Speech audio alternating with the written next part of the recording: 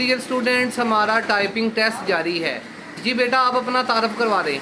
मेरा नाम खदीजा शहजादी है और ये मेरा फर्स्ट टाइपिंग का पहला टेस्ट है। बेटा एक क्वेश्चन भी आपसे पूछना है, आप मुझे ये बताएं कि कंप्यूटर किसने इन्वेंट किया है? कंप्यूटर चार्ल्स बेबल ने। शाबाश, ठीक है जी, लिखना स्टार्ट करें बेटा।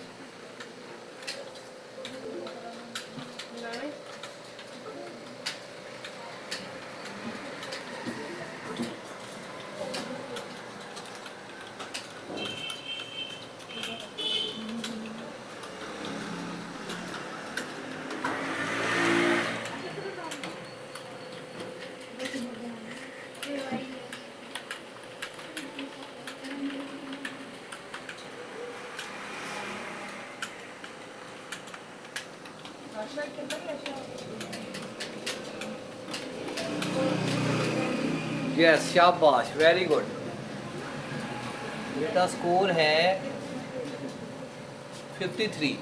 यस जी, 53 आपका स्कोर है बेटा। ये बड़ा अच्छा स्कोर है। तो 50 से ऊपर चूँकि नंबर हैं तो आपको 25/25 नंबर पूरे दिए जा रहे हैं। शाबाश, कंग्रेचुलेशन, थैंक यू।